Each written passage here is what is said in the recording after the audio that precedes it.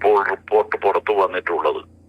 അനീഷ് ജോർജിന്റെ കുടുംബാംഗങ്ങൾ ജനങ്ങളോട് പറഞ്ഞതായി പുറത്തു വന്ന വിവരം കടുത്ത ജോലി സമ്മർദ്ദം മൂലം തനിക്കുള്ള പ്രയാസങ്ങൾ വിവരിച്ചുവെന്നാണ്.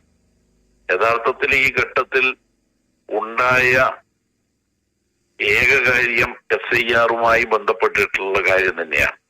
ഇന്നലെയാണ് കേന്ദ്ര ഇലക്ഷൻ കമ്മീഷന്റെ സംസ്ഥാന പ്രതിനിധി വിളിച്ചു ചേർത്തിട്ടുള്ള രാഷ്ട്രീയ പാർട്ടി പ്രതിനിധികളുടെ യോഗം നടന്നത്. ആ യോഗത്തിൽ അനീഷ് ജോർജിന് ഉണ്ടായതുപോലെയുള്ള ദുരനുഭവങ്ങൾ കേരളത്തിലെ ജീവനക്കാരിൽ പലർക്കും ഉണ്ടാവുന്നുണ്ട് എന്ന കാര്യം ചൂണ്ടിക്കാണിക്കുകയുണ്ടായി. 2.5 ലക്ഷത്തോളം ഉദ്യോഗസ്ഥന്മാരെ സംസ്ഥാന ഇലക്ഷൻ കമ്മീഷൻ തെരഞ്ഞെടുപ്പ് ഡ്യൂട്ടിക്ക് നിയോഗിച്ചിട്ടുണ്ട്.